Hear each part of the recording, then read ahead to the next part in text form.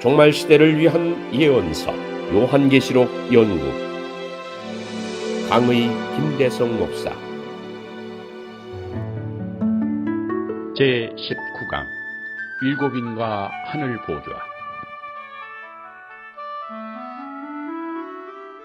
이제 사도 요한이 두 번째 계시를 받습니다. 첫 번째 계시도 성소로부터 나왔다는 것을 우리가 확인했습니다만 두 번째 계시도 하늘 성소로부터 다시 내려오는 것을 우리는 볼 수 있습니다. 그런데 두 번째 계시에서는 하늘 성소와 하나님의 보호자의 모습이 더 구체적으로 나타났습니다.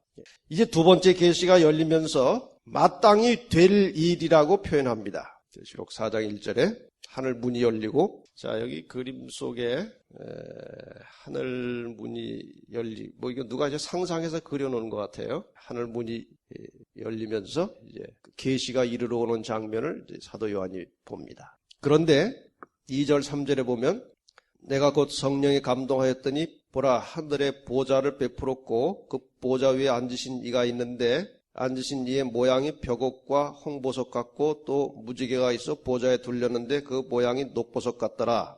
지금 여기 나오는 표현은 그 하나님의 보좌 주변에 찬란하고 영광스러운 장면들을 요한이 묘사할 수 있는 만큼 자기의 언어로 묘사한 것입니다. 우리가 정확하게 저 장면을 사진처럼 볼 수는 없지만 이 요한의 묘사에 의하면 벽옥은 그 당시 알려진 보석 가운데 가장 찬란하게 빛나는 보석이고, 홍보석은 그 당시에 그 사대 지역에서 많이 생산되던 아주 멋진 붉은 빛 나는 보석인데 아마 그 보좌 주변에 불구스레한 빛도 보였기 때문에 그런 광채도 났기 때문에 홍보석이라는 말을 썼을 것입니다.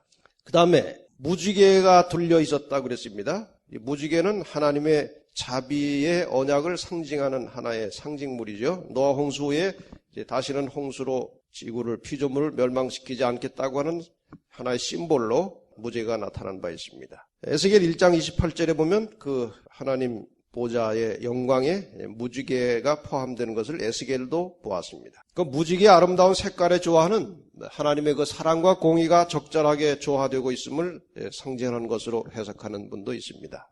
녹보석 같다고 그랬습니다. 또 녹보석은 어디에 대한 표현인가 하면은 무지개에 대한 표현입니다. 무지개 색깔이 어떻게 됩니까? 빨주, 노초, 파람보. 초록색이 중심 색깔입니다. 7색깔 중에 초록이 중심 색깔이기 때문에 아마 그 중심 색깔이 주변 색깔에 좀 영향을 미쳐서 무지개를 녹보석 같다고 하지 않았는가, 그렇게 추측할 수 있습니다. 사실 이 온 만물을 자연을 딱 보면은 되게 무슨 색깔입니까? 특별히 요즘에 녹색이죠, 녹색. 그런 그 무지개 색깔의 어떤 영향을 보여주고 있는 것 같습니다. 자, 어쨌든 하늘 보좌에 하나님께서 계셨고 또 보좌에 둘려 24보좌들이 있고 그 보좌들 위에 24장로들이 흰옷을 입고 머리에 금면류관을 쓰고 앉았더라. 이건 또 뭔가요? 24장로가 나오네요. 여기 이 그림을 그린 분이 그것까지 이제 겹쳐서 그려놨어요. 저런 식으로 그려놨습니다. 물론 상상해서 그린 것이니까 꼭 저렇다고 생각하시면 안 됩니다. 어쨌든 하나님 보좌 7촛대 또 이렇게 24장로, 4생물 그런 모양이 이제 계속 나오는데 한번 우리가 이 말씀만 가지고 상상만 해보십시다. 이걸 가지고 고정시키면 안 되고요. 이사야 24장 23절을 잠깐 읽어볼까요? 읽어보겠습니다. 그때부터 시작. 그때에 달이 무색하고 해가 부끄러워하리니 이는 만군의 여호와께서 시온산과 예루살렘에서 왕이 되시고 또 그 장로들 앞에서 영광을 나타내실 것임이니라. 하나님께서 장로들 앞에서 영광을 나타내실 것임이라는 기록이 이사야서에 나와 있습니다. 장로들은 이 지상의 어떤 존재들을 말하는 것이지 하늘에 장로가 있다는 말 들어보셨습니까? 근데 그렇게 될 것을 언급하고 있습니다. 그러면 그 장로들의 24장로라고 하는 것이 어디서 근거에 나오는 것인가? 역대상 24장을 보시면 성전에서 수종드는 자들을 24명을 선정해서 19절에 보면 이와 같은 반차로 여호와의 전에 들어가서 이스라엘 하나님 여호와께서 저희 조상 아론에게 명하신 규례대로 수종들었더라. 이 24명을 선정해서 여호와의 전에서 수종드는 장면이 여기 나옵니다.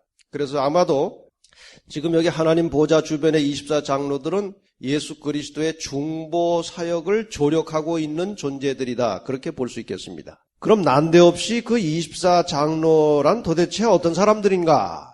대개 이제 학자들은 이 의견에 일치하고 있습니다. 예수님께서 십자가에 운명하실 때에 돌아가시는 순간에 무덤 문이 열리면서 자던 성도들이 일어났고 부활했다는 말입니다. 그런데 언제까지 안 나타나는가 하면은 일어나긴 일어났는데 예수님께서 부활하실 때까지 어디에 있었는지 모릅니다. 이따가 부활하신 다음에 이 사람들이 성에 들어가서 사람들에게 나타났습니다. 이 성경절 보셨습니까? 처음이십니까? 처음이세요. 성경에 나와 있는 말이에요. 그 성경절 다 보시면 나와 있습니다. 마태복음 27장 51절로 53절까지 보시면 예수님께서 십자가에 운명하신 순간에 자던 성도들이 무덤 문이 열리고 깨어 일어났고 부활하신 다음에 성에 들어가서 사람들에게 나타났다고 되어 있습니다. 시편 68편 18절에 보면 그것을 예언하고 있습니다. 주께서 높은 곳으로 오르시며 사로잡은 자를 끌고 선물을 인간에게서 또 패역자 중에서 받으시니 여호와 하나님이 저희가 누군가 하면 그 사로잡은 자 끌려간 사로잡은 자 하나님이 저희와 함께 거하려 하심이로다. 이 말을 에베소 4장 8절에 인용을 해놨습니다. 이 시편 기자의 말을 인용해놨는데 공동번역에 더 쉽게 표현이 되어 있어서 제가 공동번역 내용으로 읽겠습니다. 그가 예수님께서 높은 곳으로 올라가면서 사로잡은 자들을 데리고 가셨고, 여기 사로잡은 자들이 누굴까요? 이 사람들이 바로 예수님께서 돌아가실 때 부활한 사람들입니다. 그분들을 어떻게 했다고 예수님이? 데리고 가셨다고 되어 있습니다. 데리고 가셨고, 그 다음에 이 땅에 있던 자들에게는 선물을 나눠주셨다고 했는데 어떤 선물입니까? 성령의 선물입니다. 성령을 선물로 주시고 가셨죠? 네. 그래서 예수님 돌아가실 때 부활했던 자들은 데리고 가셨고 이 땅에 있던 자들에게는 성령을 선물로 주시고 가셨습니다. 그래서 요한의 계시 가운데 나타난 24장로들은 이때에 하늘로 올라간 성도들이라고 생각하고 있습니다. 다른 이유로는 거기에 24장로가 있을 이유와 근거가 없습니다. 이것뿐입니다. 자, 그럼 24장로는 그렇게 해결했고요. 그 다음에 보좌로부터 번개와 음성과 내성이라고 보좌 앞에 7 등불 켠 것이 있으니 이는 하나님의 7 영이라. 그것은 이제 그 보좌 주변에 누가 계십니까? 성령께서 계시죠. 온전하고 완전하신 성령의 존재를 표현하고 있는 것입니다. 번개와 음성과 내성이 있더라. 이건 요한이 자주 사용한 말인데 이 번개와 음성과 내성이라는 말은 하나님의 능력과 위엄을 묘사하고 표현하는 그 요한이 자주 쓰는 상용어입니다. 그런데 보좌 주변에 또 뭐가 있었습니까? 6절부터 8절에 보면 네 생물이 있었습니다. 근데 이 번역이 참 이상하게 돼 있어요. 생물이라고 하니까 뭐 좀 이상한 감이 들지요. 네 생물 그러니까. 근데 사실 그 영어 표현은 living being, 그러니까 살아있는 존재 그런 뜻입니다. 근데 우리나라 말은 이게 생물이라고 하면 우리 어감이 벌써 약간 이상한 감이 들지만 어쨌든 살아있는 어떤 존재들이 특별히 대표적인 네 존재들이 하나님 보좌 주변에 있었다 그것입니다. 네 생물이 있는데 첫째 생물은 뭐 같고요? 사자 같고, 둘째 생물은 송아지 같고, 셋째 생물은 얼굴이 사람 같고, 넷째 생물은 날아가는 독수리 같은데 네 생물이 각각 6날개가 있고 그 안과 주위에 눈이 가득하더라. 정리하기가 쉽지 않은 부분입니다. 이 네 생물은. 그러나 나온 그대로 다른 성경절과 좀 비교해서 생각해 보겠습니다. 이 네 생물에 대한 언급이 에스겔 1장 19절과 20절에도 나옵니다. 에스겔도 그 계시 가운데 뭘 봤는가 하면은 하늘의 보좌를 봤습니다. 자, 에스겔도 이제 그 하늘의 보좌 주변을 봤는데 에스겔이 표현한 것은 이것입니다. 1장 19절 20절에 보면 생물이 행할 때에 바퀴도 그 곁에서 행하고 생물이 땅에서 들릴 때에 바퀴도 들려서 어디든지 신이 가려 하면 생물도 신이 가려 하는 곳으로 가고 바퀴도 그 곁에서 들리니 이는 생물의 신이 그 바퀴 가운데 있습니다. 상당히 복잡하고 난해한 말인데 중요한 것은 이렇게 여기 잠깐 보세요. 하나님이 계시고 네 생물이 있는데 네 생물은 하나님이 움직이시는 대로 동시에 같이 딸려서 움직이는 그런 느낌을 주죠, 이 성경절이. 어쨌든 살아있는 내 존재가 하나님 보좌 주변에 있었다는 말입니다. 여기 6날개라는 표현이 나오는데 6날개가 있다고 그랬죠? 이사야 선지자도 이 6날개에 대해서 이렇게 설명을 했습니다. 이사야 6장 2절에 보면 스랍들은 모셔 섰는데 6날개가 있어 그 둘로는 얼굴을 가리었고 그 둘로는 발을 가리었고 그 둘로는 날며 날아갔다 얘기죠. 두 개는 움직이고. 스랍이라고 하는 것은 천사를 말합니다. 그래서 우리가 이사야서의 내용과 계시록의 내용과 에스겔서의 내용을 종합해 보면 아마도 천사 중에서 아주 특별한 임무를 띈 천사 넷이 각각 다른 그 모양을 가지고 그 하나님 보좌 주변에서 아주 밀착돼 가지고 하나님의 움직임과 함께 움직이면서 하나님의 역할을 조력하는 그 인간적인 표현일 뿐이지 어쨌든 그런 내용이 하늘에 있다는 것을 이 세 선지자가 다 본 것입니다. 자세하게 알기를 원하십니까 이것을? 그런 분들 계시면 하늘나라 가서 보십시다. 네. 여기서 우리가 더 이상 알 수가 없어요. 꼭 자세하게 알고 싶은 분은 꼭 하늘에 가십시다. 네. 그런데 내 생물의 모양이 살아있는 존재, 이 생물의 모양이 각각 달랐다고 그랬죠. 사람의 얼굴, 사자의 얼굴, 소의 얼굴, 독수리의 얼굴, 물론 상징성입니다. 사람의 얼굴은 지성을 나타내고 사자는 힘을 상징하고 소는 봉사를 상징하는 것이고 독수리는 민첩성을 상징하는 것으로 나타나 있습니다. 어쨌든 이러한 구조가 하나님의 보좌 주변의 모습입니다. 정확하게 모르지만 보좌 주변에 일단 지금까지 나온 것으로 하면 그 영광은 벽옥, 홍보석, 무지개, 녹보석 그렇게 표현이 됐고 24장로가 있었고 인간을 대표하는 네 생물이 있었고 그것은 천사를 대표하는 생물이 있었고 7영 성령이 계시고 또 예수님이 계시고 그러한 하늘 보좌 주변의 모양을 대략은 상상하시겠습니까? 네, 하나님께서 우리가 이 정도만 알고 있다가 와서 보자 그런 식으로 주신 것 같아요. 그런데 하늘의 성소의 모습을 축소해서 이 땅에 모형으로 만든 성소가 있었지 않습니까? 이 땅에 모형으로 만들어진 성소 안에도 하나님의 보좌가 있었습니까? 없었습니까? 있었지요? 그 보좌가 베풀어졌던 성소, 성막의 주변 구조 배치도를 보면 또 역시 이런 것들이 상징적으로 나타나 있습니다. 여러분이 민수기 1장부터 4장까지를 자세하게 읽어보시면 제일 중심에 뭐가 있습니까? 이 그림의 제일 중심에 뭐가 있습니까? 성막이 있고 성소가 있고 지성소가 있죠. 그 지성소 속에 법궤에 뭐가 있습니까? 여기 좀 그림을 좀 볼까요 그럼? 저 지성소 여기에 누가 계셨습니까? 하나님께서 쉐키나라고 하는 영광으로 임재해 계셨죠. 그 하나님의 보좌 주변에 제일 가까이에는 아론과 모세와 제사장들이 동편에 있었고 서편에는 레위 자손들이 이제 천막 맡은 레위 자손들이 있었고요. 운반을 다 누가 합니까? 레위 자손들이 하죠. 그 다음에 남쪽에도 레위 자손, 북쪽에도 레위 자손이 각각 맡은 바 임무에 따라서 거기 상주하고 있었습니다. 북쪽에는 무라리 족속이고 남쪽에는 고앗 족속이고 그 다음에 서쪽에는 게르손 족속 그렇게 되어 있죠. 이것을 우리는 내 생물에 비유할 수 있겠습니까? 네, 그렇게 볼 수 있겠죠. 직접 성소 봉사를 돕는 레위 족속들 그 각각 또 표현하는 깃발이 있었는데 오른쪽에 유다 지파, 왼쪽에 에브라임 지파, 남쪽에 루벤 지파, 북쪽에 단 지파가 있었는데 그 지파를 상징하는 깃발이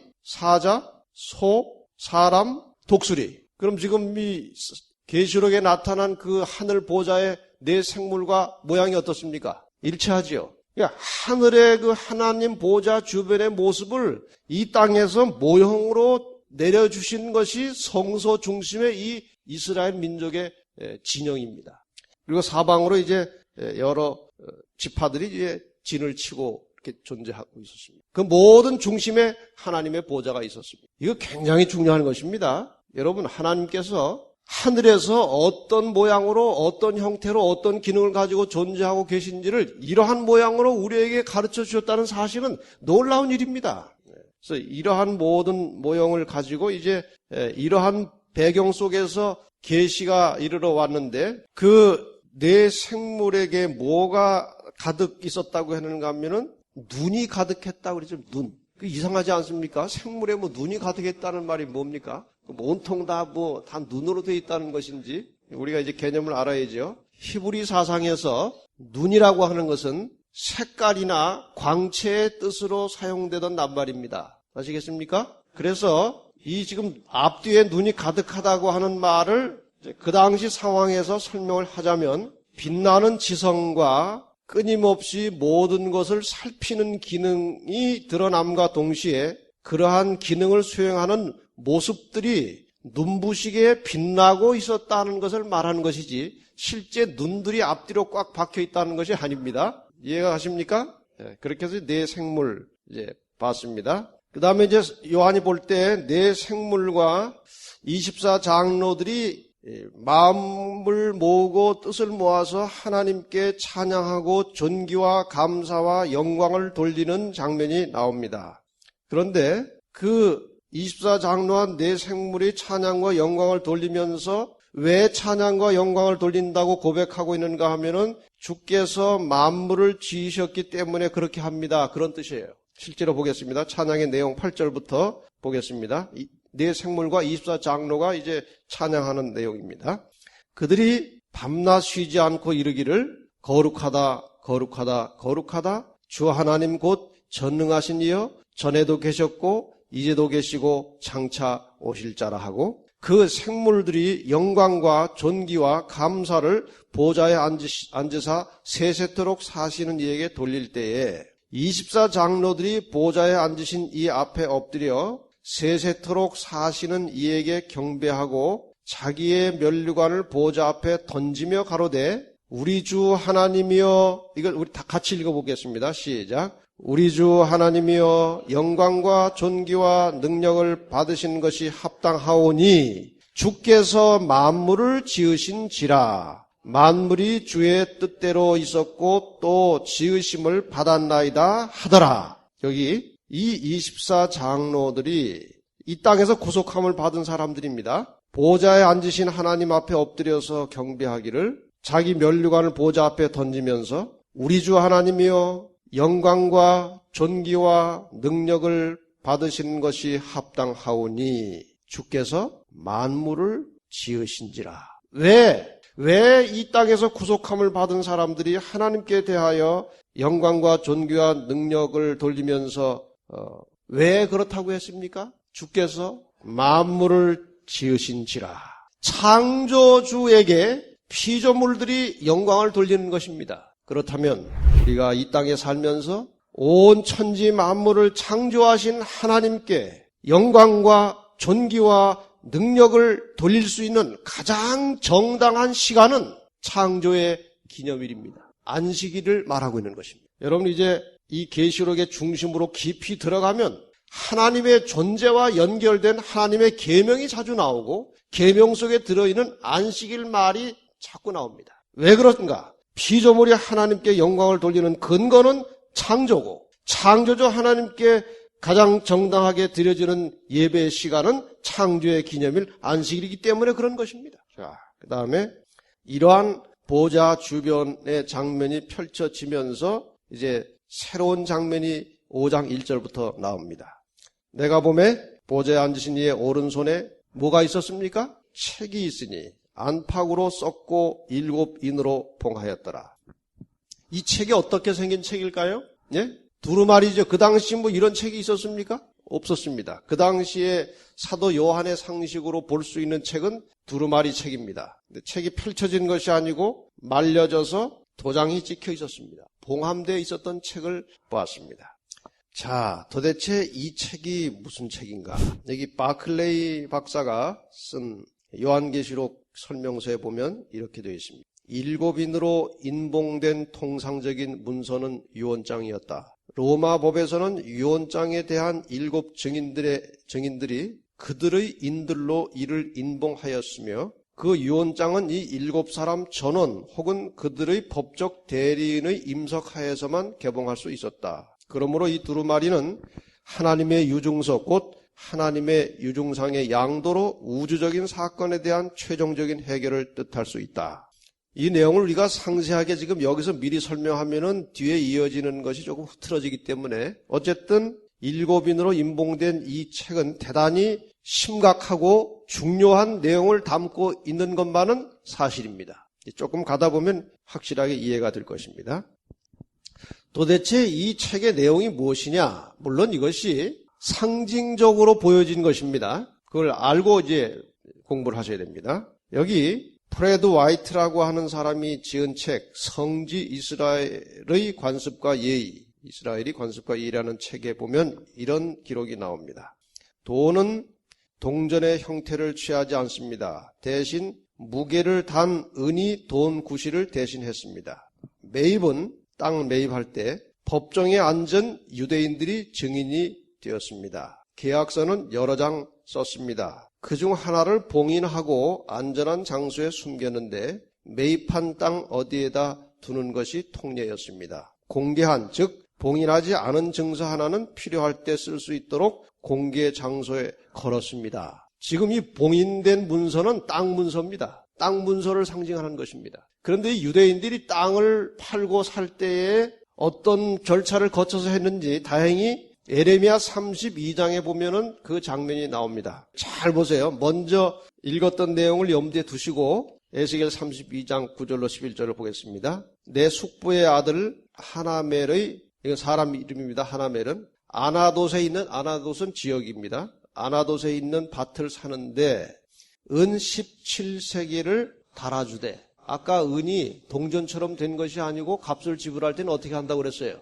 무게를 달아준다고 그랬죠? 여기 지금 정확하게 그 얘기입니다. 달아주되 증서를 써서 인봉하고 증인을 세우고 은을 저울에 달아주고 법과 규례대로 인봉하고, 인봉했지요 하나는? 그 다음에 인봉치 아니한 매매 증서를 최소한 2개 이상 썼겠죠? 그래서 하나는 인봉을 하고 하나는 인봉치 아니했다. 인봉치 아니한 매매 증서를 내가 취하여, 아까 인봉하지 않은 것을 어디에 둔다고 그랬습니까? 공개 장소에 둔다고 그랬죠? 인봉치 아니한 매매 증서를 내가 취하여 나의 숙부의 아들 하나멜과 매매 증서의 인친 증인의 앞과 시위대 뜰에 앉은 유다 모든 사람 앞에서 공개적으로 한 거죠. 모든 사람 앞에서 그 매매 증서를 마세라의 손자 네리아의 아들 바룩에게 붙이며, 그리고 인봉되지 않은 증서는 많은 사람들이 누가 가지고 있다는 것을 이제 안 겁니까? 바룩이라고 하는 소리 사람이 보관하고 있다는 것을 확인한 것입니다. 이해가 가십니까?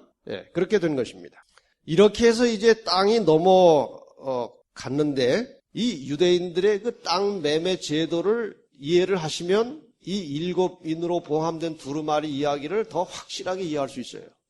이스라엘의 토지 제도 가운데 레위기 25장 23절에 보면 땅의 원주인은 하나님이기 때문에 토지를 팔거나 사지 않는 것이 원칙입니다. 땅 주인이 누굽니까 원래? 누가 지어 놓으신 땅입니까 이게? 하나님의 땅입니다. 그런데 요새 사람들이 왜 그렇게 땅을 막 자기 것처럼 팔고 사는지 도무지 이해가 안 갑니다. 언제부터 자기 것이 되었고 또 언제부터 그렇게 팔고 사는지 하나님 보시면, 야 너희들이 지금 남의 땅 가지고 너희들이 왜 팔고 사냐? 하나님이 그러실 것 같아요. 어쨌든 땅 원래 주인은 하나님이시지 사람이 아닙니다. 여러분이 지금 땅 가지고 계신 분들은 남의 땅 산 거예요.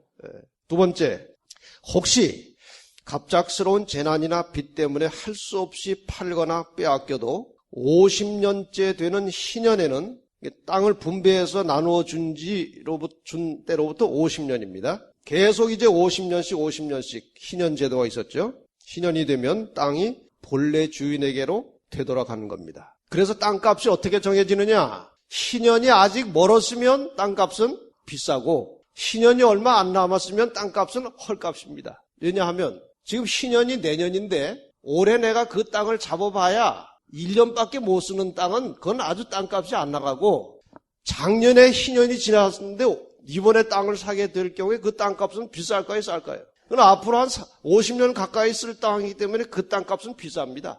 그렇게 땅값이 먹여졌어요.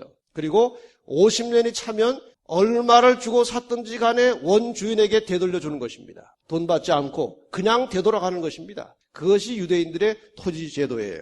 그 다음에 땅을 팔면 권리 증서를 2부 이상 만들어가지고 갖가지 양도사항을 거기에다가 명시를 해야 됩니다. 예를 들어서 그 땅 어딘가에 운물이 있으면 넘길 때에 운물까지 넘긴다는 것을 명시를 해야 돼요. 그냥 땅만 넘기는 것을 해버리면 나중에 땅이 저 집에 넘어가도 운물은 누구 거예요? 판 사람이 아직 가지고 있는 것입니다. 그래서 아주 세부적으로 양도할 것들을 다 써가지고 이제 작성해서 문서를 만드는 것입니다. 증인들 입회해서 임봉을 해가지고 하나를 임봉한다고 그랬죠? 하나는 안전한 장소에 임봉된 것을 숨겨두고 하나는 이제 개봉한 채로 매도자가 가지고 있습니다. 팔아넘긴 사람이 가지고 있고 혹은 공개적으로 다른 사람에게 맡길 수도 있다. 아까 뭐 저런 이야기가 나오죠. 어쨌든 이렇게 됩니다. 그런데 재산권을 상실한 가정에서 상속자가 없이 남편이 죽으면 가장 가까운 친족이 그 미망인과 결혼을 해가지고 죽은 친족의 명예와 재산을 회복할 수 있도록 되어 있었습니다. 두 형제가 살다가 형이 먼저 죽으면 동생이 형수를 데리고 살아야 합니다. 혹시 형수가 땅을 다 잃어버렸으면 땅값을 동생이 대신 물고 해줄 수도 있어요. 돈이 있으면. 돈이 없으면 억지를 못하고. 그러나 이것은 하나의 법칙이지 반드시 그렇게 해야 된다고 하는 그런 규칙은 아니고 하나의 관례적으로 그렇게 하도록 권장하는 것입니다. 그리고 법적으로 그런 효력이 있었습니다. 그래서 이렇게 해서 친척이 상실하고 잃어버린 토지나 몸값을 때로 이 토지가 넘어가면 사람까지 같이 넘어가서 그 집에 가서 신연이 될 때까지 종살이를 합니다. 되게 그런 경우가 많아요. 땅만 넘어가는 경우보다 땅하고 몸이 같이 팔려 넘어갑니다. 그럼 이제 그 집에 가서 남의 땅에서 자기가 종살이 하는 거예요. 그런 제도가 있었습니다. 그 상실한 토지값과 몸값을 친족이나 자기 가까운 연고자가 이제 지불을 하면 다시 신연되기 전이라도 되찾을 수가 있었다는 것입니다. 그런데 이런 법이에요. 자, 여기를 보세요. 지금 제가 토지하고 몸까지 다 팔려 넘어가는데 누군가가 좀 이 토지값하고 몸값을 대신 지불하면 땅도 찾고 저도 자유롭게 되는데 1차적인 의무와 책임은 제일 가까운 친척에게 있습니다. 근데 난 그거 못하겠다 하면은 그 다음 가까운 친척에게 권리가 넘어갑니다. 나 못하겠다 하면 그 다음 가까운 사람에게 또 넘어갑니다. 그게 그 당시 사회의 풍습이었습니다. 그래서 그렇게 넘어간 땅과 사람을 다시 되찾아주는 사람을 성경적인 용어로 뭐라고 하는가 하면은 기업 물을 자 혹은 구속주 혹은 고엘 이렇게 합니다. 고엘이라고 하는 말이나 구속주라고 하는 말이나 기업 물을 자라고 하는 말은 다 같은 말이고 우리가 예수님을 뭐라고 합니까? 구속주라고 하죠. 이제 그 개념이 여기서 나오는 겁니다. 여기에 이러한 여러 가지 배경과 이러한 제도에 얽힌 아주 정확한 이야기 한 토막이 룻기서에 나오는 겁니다. 룻기에 무슨 이야기 나오는지 아시죠? 네. 뭐 이야기 또 여기서 다시 할 수는 없고 어쨌든 나오미가 아들 둘하고 남편하고 저기 베들레헴에 살다가 모압이라고 하는 곳에 이사를 갔는데 그 모압 타지에 가가지고 남편도 죽고 아들도 다 죽고 세 과부만 남았어요. 그렇죠? 이제 뭐 살 길이 이제 막막해서 다시 이제 집으로 돌아가는데 한 자부는 이제 오지 말라고 하니까 이제 남았고 이 룻은 어머니 계시는 곳에 내가 같이 가서 거기서 죽겠다는 것입니다. 둘이 다 같이 베들레헴에 돌아와서 이제 두 과부가 거기 이제 살게 되었습니다.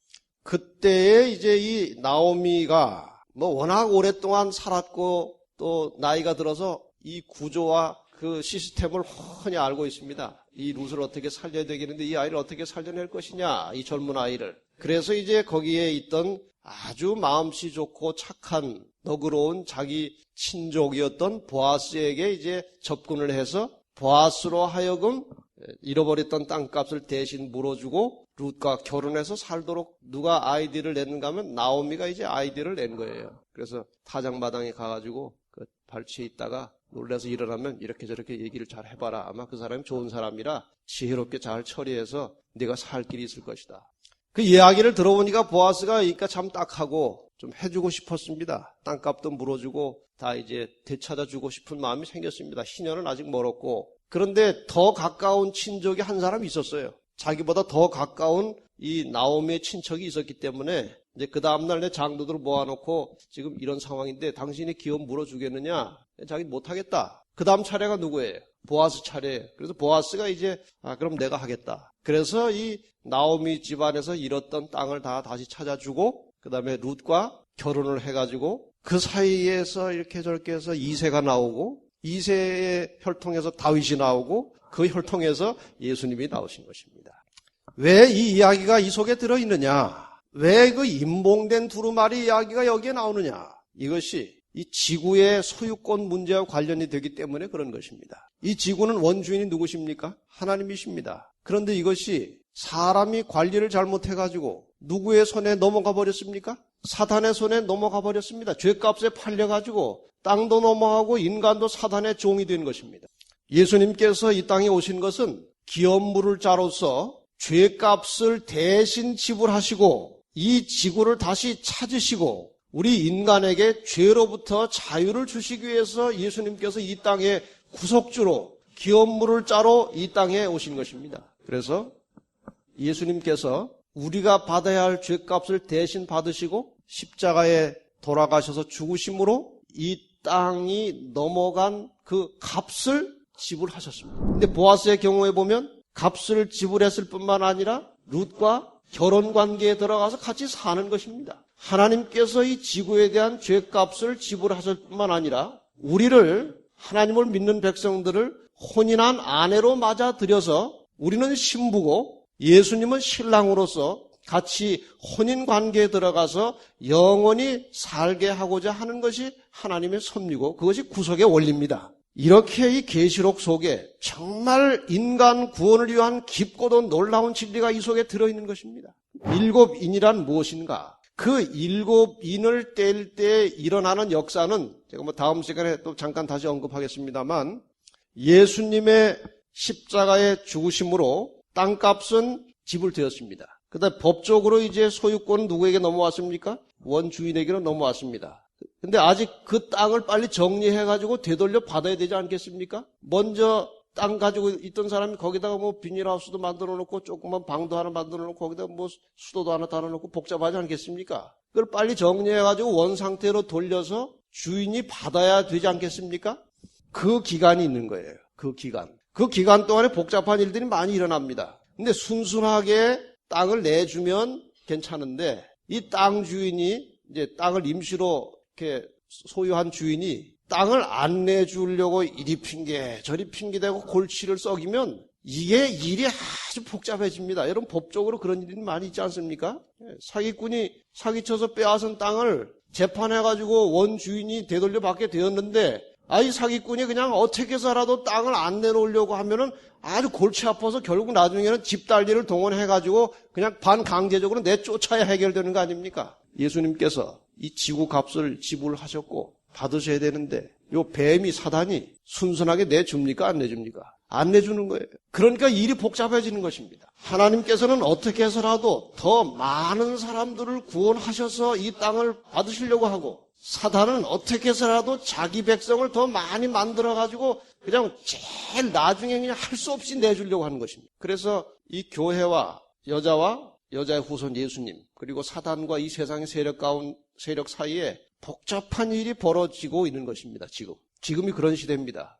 언젠가는 결국 원주인에게로 땅이 완전히 다 돌아갈 날이 올 것인데 누가 오셔야 합니까? 이제 예수님이 오셔야 합니다. 그래서 결국 이 지구의 왕으로 취임하시는 대관식이 있게 될 것입니다. 제가 이해를 위해서 한 가지만 더 비유를 들고 마치겠습니다.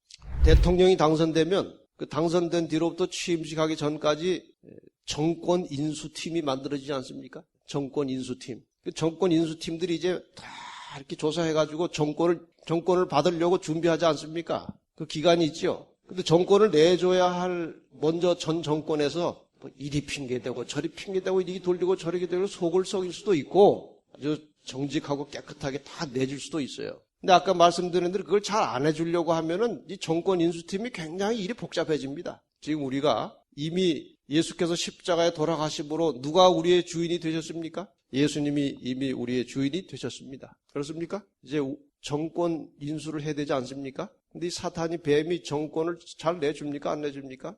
그거 내주면 결국 자기는 머리를 상해서 그냥 죽는 거예요. 그래서 버티는 데까지 버티려고 하는 것이고 하나님은 빨리 찾으시려고 애쓰고 있습니다. 지금 이 기한이 연장되는 것은 우리가 준비되지 않아서 뭐 하나님께서 강권을 발동하시면 그까짓 그 뭐 사단 단번에 멸절하시고 우리 데려가실 수 있어요. 그런데 아직 하나님 백성 될 사람들이 빨리 돌아오지 않기 때문에 조금 더 정권 인수 기간을 연장한 상태입니다. 여러분 빨리 정리하시고 새 정권으로 돌아오시기 바랍니다. 하나님 정권으로 돌아오셔서 잘 준비하시면 놀라운 역사가 일어날 것입니다. 또 봄에 신비는 천사가 큰 음성을 외치기를 누가 책을 펴며 그 인을 떼기에 합당하냐. 하늘 위에나 땅 위에나 땅 아래 능히 책을 펴거나 보거나 할 리가 없더라. 그 책을 굉장히 중요한 문서인데 그 어떻게 문서에 인을 떼고 펼 사람이 없는 겁니다. 그래서 이제 요한이 막 그 탄식을 하고 울기도 하고 그러죠. 장로 중 하나가 내게 말하되 울지 말라. 유대지파의 사자 다윗의 뿌리가 이기었으니 이 책과 그 7인을 떼시리라 하더라. 그 인을 뗄 자가 있다는 것입니다. 그렇죠? 요한이 볼 때는 그 중요한 문서를 뗄 자가 없는데 여기 24장로 중에 하나가 울지 말라. 뗄 자가 있다. 왜 그런지 이제 지금 다 설명드렸고요. 6절로 내려와서요. 내가 또 보니 보좌와 내 생물과 장로들 사이에 어린 양이 섰는데 일찍 죽임을 당한 것 같더라. 그 죽음을 통해서 지구에 대한 소유권을 찾으셨죠? 그분입니다. 7뿔과 7눈이 있으니 이 눈은 온 땅에 보내심을 입은 하나님의 7영이라. 성령의 역사를 말합니다. 어린 양이 나와서 보좌 앉으신 이의 오른손에서 책을 취하시니라. 책을 취하시며 네 생물과 24장로들이 어린 양 앞에 엎드려 각각 검과 향이 가득한 금 대접을 가졌으니 이 향은 성도들의 기도들이라. 여기 어려운 말 별로 없죠?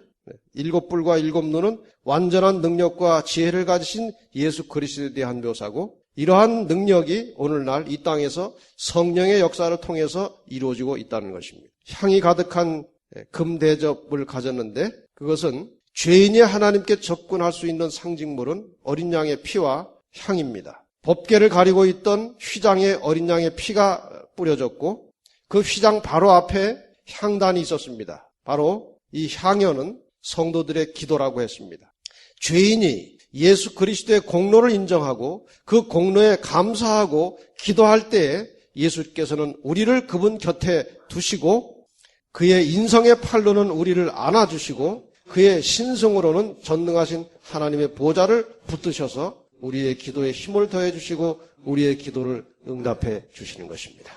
예수님께서 바로 그 임봉된 책을 취하시고 그 인을 떼려고 하는 시기에 바로 이러한 장면이 펼쳐진 것은 인을 떼면서 이 땅에 일어날 여러 가지 사건들에 휘말려서 살아가게 될 성도들에게 기도가 매우 절실하게 필요하다는 사실을 우리에게 가르쳐주고 있습니다.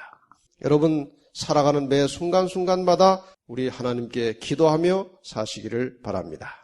이 장로들의 찬양, 천사들의 찬양, 만물의 찬양, 그리고 마지막 네 생물의 화답을 다 함께 읽고 마치겠습니다. 먼저 장로들의 찬양을 우리 모두 읽겠습니다. 시작. 새 노래를 노래하여 가로되 책을 가지시고 그 인봉을 떼기에 합당하시도다. 일찍 죽임을 당하사 각 족속과 방언과 백성과 나라 가운데서 사람들을 피로 사서 하나님께 드리시고 저희로 우리 하나님 앞에서 나라와 제사장을 삼으셨으니 저희가 땅에서 왕노릇 하리로다 하더라. 다시 이어서 천사들의 찬양이 나옵니다. 11절부터 시작. 내가 또 보고 들음에 보좌와 생물들과 장로들을 둘러선 많은 천사들의 음성이 있으니 그 수가 만만이요 천천이라. 큰 음성으로 가로되 죽임을 당하신 어린 양이 능력과 부와 지혜와 힘과 존귀와 영광과 찬송을 받으시기에 합당하도다 하더라. 이제 모든 주변의 만물이 다시 찬양합니다. 13절부터 시작. 내가 또 들으니 하늘 위에와 땅 위에와 땅 아래와 바다 위에와 또 그 가운데 모든 만물이 가로되 보좌에 앉으신 이와 어린 양에게 찬송과 존귀와 영광과 능력을 세세토록 돌릴지어다 하니 네 생물이 화답하기를 시작. 네 생물이 가로되 아멘하고 장로들은 엎드려 경배하더라. 이 임봉된 두루마리를 떼시면서 펼쳐내실 예수 그리스도에 대하여 온 우주가 찬양과 영광을 돌리는 장면입니다. 이러한 특별 찬양이 끝난 다음에 이제 인이 떼어지면서 역사가 벌어지는데 그 내용은 이제 다음 시간에 계시록 6장과 7장 그리고 8장 1절까지 다음 시간에 하겠습니다. 자, 오늘 왜 우리가 하나님의 그 임봉된 두루마리가 무엇인지, 또 그 임봉된 두루마리가 펼쳐지면서 어떤 사건이 일어날지 이해가 가셨습니까? 다음 시간에 이제 하나하나 떼어지면서 일어나는 갖가지 사건들에 대하여 공부하겠습니다.